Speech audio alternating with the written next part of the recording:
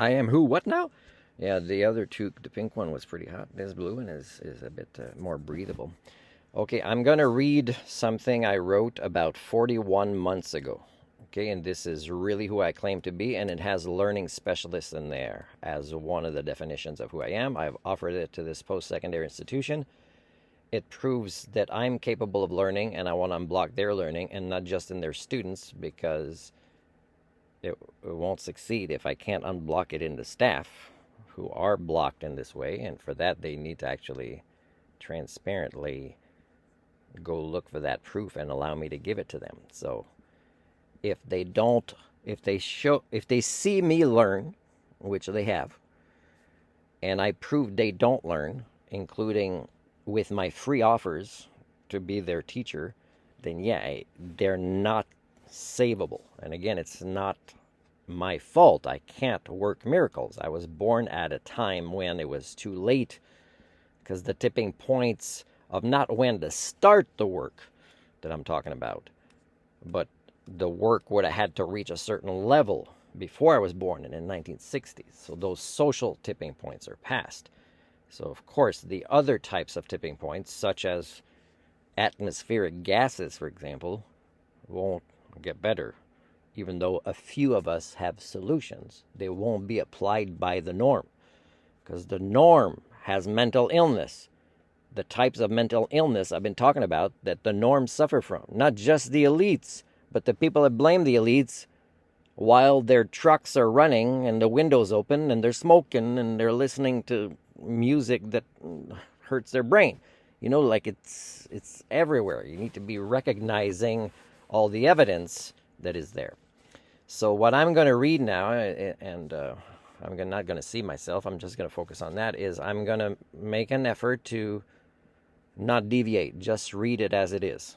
And of course, I know if I send this to an organization or a government in another country, I know that even if they read it and they respond, they can't take me seriously. Who would believe this person exists?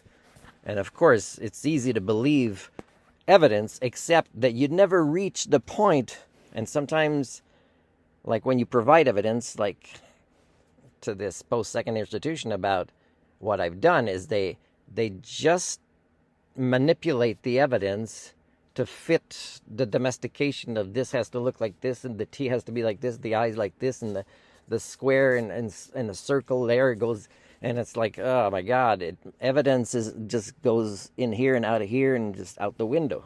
Okay, so I could explain to you your schemas of what you suffer from and what you need to understand as schemas to grasp what it is you suffer from and its solutions. But I mean, I'd be doing it till the cows come home. So this is going to be more than 4 minutes. And this is part 0 that I'm presenting after the other. And I'm going to call it part 0 of 3. And this is it. This is who I really am. And if I received evidence that I can't do these things, and by the way, I didn't just invent this document. I did things that showed me I could do this. So if evidence comes that I can no longer do this, I would say this. But it would have to be, a trauma to my brain or dementia, which is not as likely with me, or serious physical injury. I can do the things. I am who I say in this letter. And as much proof as I give to you that you are who you are, that I am who I am, there's the natural world reality, and there's the non-reality based eyeglasses that you see through, and I can't force that on you. I can't plug a chip in you and then suddenly you get out of your matrix. It's like, this is, the evidence is there, and I can't force you to accept it. So I'm going to read this, and that'll be it for part 0. January 6, 2021. I had written this letter as well to the Japanese government, and also sent it to the Japanese emperor. I wanted to see if if I'd get a response there at all, and if, how different it would be from the government. But of course, I don't get answers from this letter ever. So I just give it once in a while just to show this is who I am, and this is really who I am, and you can't comprehend it. And this is my biography cover letter for any job that is worthy of me. If there was a community or culture that existed somewhere that would allow me to be this is what I can offer, and this is what is very important during modernity.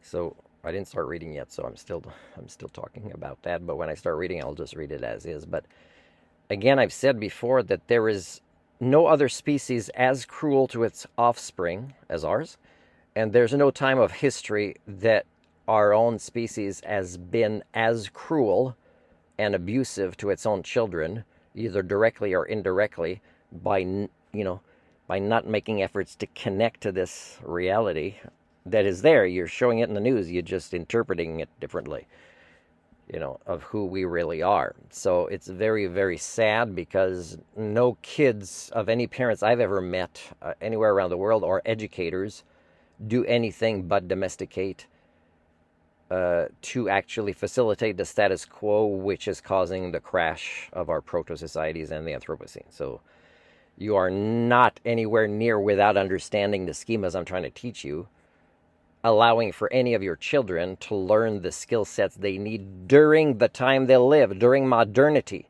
because you're very disconnected from who you are. You can't not just see who I am in being flawed as who you are, but you can't see yourselves. And of course, without that reference point, there's no way you can self-correct. All right. Dear New Zealand, Maori, and its various united peoples, your island home is the last destination that I had planned within my own very lonely and very long journey of independent research meant to acquire both skill sets for achieving success with my own philanthropic goals, but also relating to a specific destination to finally call home for myself as well. A home community that would be best suited for my unique life's purpose and its priorities that are intended for the purpose of being of service to others. My first journey from Canada's National Capital Region took me to Vancouver Island, also in Canada. My second journey took me to Japan. My third journey was meant to be among the islands of Hawaii and or Taiwan. Because two of the most dangerous cultures is the United States and China's greater cultures. So, and these were island homes, and they might have benefited. Okay, I'm just enlightening you, it's not adding. However, I grow older now, and furthermore, I no longer see these final choices as either being mandatory or viable anymore. This is because the learnings that I could have acquired from these latter destinations could instead be performed virtually, online, and or through scientific collaborations and research readings instead. Oh, I want to add, but I won't. I was born in a French community and family in Canada. However, Canada is, no doubt, a nation whose cultural status cannot allow me to be of optimum benefit to others as one who has become inspired and ingrained by the worldview, personal beliefs that I have coined as ecocentric humanism. Just reminding you, when I wrote this, I still believe humanism was a viable worldview. I no longer do. Simply put, my worldview beliefs do indeed make me a constant target of oppression, persecution, and discrimination. I have well documented this while still living here in Canada. The anthropocentric society that I had, by random events, been born into. Please do not consider this particular letter as a request for asylum, which is not something that I require as an urgency at this particular time, although I do also know for certain that the situation for me here in Canada will only worsen within my own lifetime. Currently, I seek to come to you on a work and or research student visa. I now inform you of my own unique specialties: Professor of Sociocybernetics, Doctor of Humanics, Ecocentric Humanist Mentor, a specialist of what is true sustainability, deep ecology types of worldviews, understanding, a learning specialist, for example, possessing core beliefs that are based on the ancient concept of collective learning by way of role modeling, and also by nature, an overall critical thinking culture repair. I must now explain these terms to you because they are most uncommon, and even within the cultures of English-speaking countries. Note as well that these are my own definitions for these various terms. professor of socio-cybernetics, a person with an intuitive grasp regarding how societies, cultures evolve over time. As a socio-cyberneticist, I can help guide your long-term political policies to help provide you with additional chances for long-term success as both a nation, but more importantly, as role models to the rest of the world. I seek to help you with this because I also see your country as the last country on earth that is, potentially, capable of establishing the world's first stable proto-civilization. Note that I do not believe that the term civilization, if both defined properly and honestly, has ever been achieved in the various histories of the common man-woman species of the day. I call this people species that lives today the Homo communia. They are not, in fact, Homo sapiens. My scientific opinion is that Homo sapiens do not truly exist named as this collective. Note as well that I do not believe in the existence of different races among the Homo communia. They are simply one people. Doctor of Eumenics. While there are some self-termed specialists concerning the hardware of the brains of the Homo communia, I instead describe myself as a specialist of the software of people's minds. During my own multi-dimensional efforts in becoming such an expert, I have developed my own theory to explain and predict the behaviors of the Homo communia. I have come to call my own theory Homo sapien domestication, HSD. It is a human domestication syndrome that has affected all people from all cultures, nations of the world, and so it is crucial to acknowledge and further understand this theory if a desire does truly exist to potentially create any global collaborations in our increasingly challenging times to come. HSD is a form of mental illness that affects majorities instead of minorities, and that has, therefore, never been addressed, but that does, in fact, explain an immense variety of scenarios that are all too often unquestioned within the vast realms of the social sciences humanities.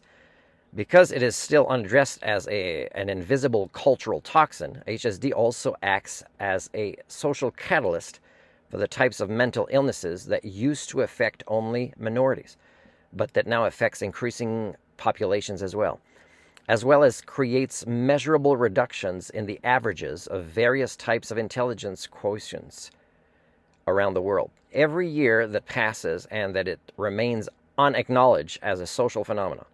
My theory on HSD discusses the current reality of all societies that exists now due to the human animal having domesticated the human animal for so long, and after such a vast duration of evolutionary anthropological time has passed without the species undergoing its intended maturation process. Indeed, it can explain why the Homo communia, people's brains, cultures, and abilities to continue to evolve as a species, are severely compromised. This cultural disease has been spreading unchecked on a global scale for many, many generations now, mostly through the phenomenon known as memetics. For example, how beliefs, behaviors, reactions, opinions, attitudes, and responses are passed on through role modeling from person to person and accepted and taken on. That I added. In more efficient ways during the ongoing torrent of modernity. You have become your own victims, by the way, of domestication. You domesticate yourselves as much as other people do now. HSD is a social science grand unification theory, if you will. Ecocentric humanism. Within a finite system, such as our planet, a potentially successful species developing technology, and you don't need to be a successful species, by the way, must never forget that they only continue to exist and seek to further evolve as productive elements of this eons-old and infinitely more complex global system, the natural world. By not triggering those cybernetic feedback loops that suggests that it is trying to crash the system, whether some of its global cybernetic systems still remain unknown or misunderstood by the Homo communia as a species makes no difference. Gaia's global cybernetic systems are still in place and will continue to respond to our actions, whether we like these responses or not. It is not the purpose of the Homo communia to be stewards, caretakers, saviors, or even managers of this living planet, beliefs born of human chauvinism. On the contrary, it should be the prime directive of the Homo communia, the common man, woman, people of this epoch, to assist in evolving all life on this planet without creating any unnecessary imbalances that the global system cannot overcome with its already present and most efficient global cybernetic systems. The vast The best way for the Homo communia to succeed at this goal is to not cause any further harm to other elements of the system by ignoring its most pressing purpose, namely the healing of themselves as a species, which still stumbles with its own maturation process after so many thousands of years of flawed attempts at proto-civilizations, while having focused on technologies and its uses in ways that resulted in immense conflicts with the sustainable dynamic equilibrium of the natural world, a phenomenon that predates them as a species. I'm going to stop here because I'm only halfway through and I'm not sure I have enough storage, so I need to stop this right now so I don't screw up losing this.